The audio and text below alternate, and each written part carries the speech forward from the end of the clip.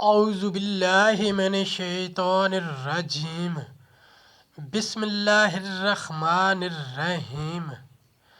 ساتھیو، آج ہم اس ویڈیو میں پارہ نمبر 2 کا خلاصہ پڑھیں گے۔ اس پارے میں 4 باتیں بہت ہی اہم ہیں۔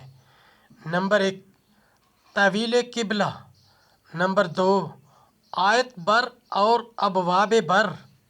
نمبر 3، قصہ طاعون۔ نمبر 4، قصہ طالوت۔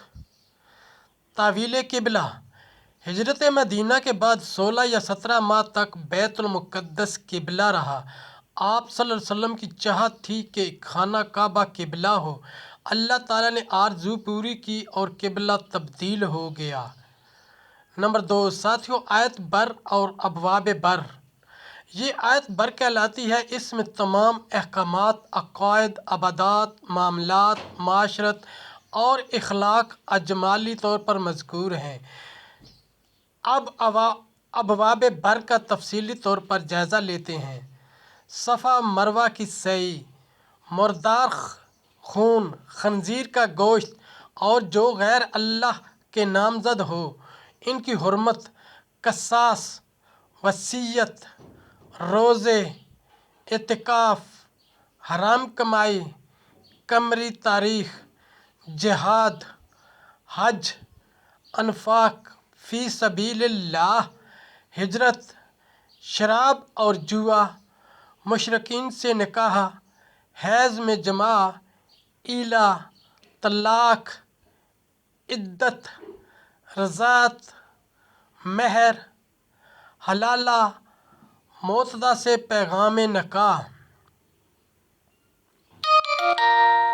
ساتھیو، قصہ طاعون کا کچھ خلاصہ۔ کچھ لوگوں پر طاعون کی بیماری آئی، وہ موت کے خوف سے دوسرے شہر چلے گئے۔ اللہ تعالیٰ نے 2 فرشتوں کو بھیج کر انہیں موت دی تاکہ انسانوں کو پتہ چل جائے کہ کوئی موت سے بھاگ نہیں سکتا۔ کچھ عرصے بعد اللہ نے ایک نبی کی دعا مانگنے پر انہیں دوبارہ زندگی دی۔ قصہ طالوت کا مختصر تذکرہ۔ طالوت کے لشکر نے جالوت کے لشکر کو باوجود کم ہونے کے اللہ تعالیٰ کے حکم سے شکست دے دی۔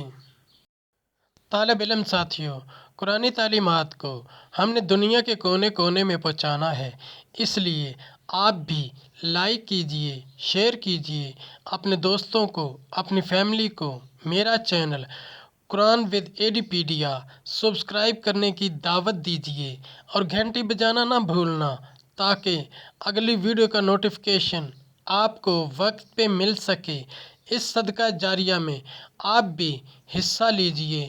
اللہ کریم ہم سب کی نیک اور جائز حاجات پوری فرمائے۔ آمین یا رب العالمین۔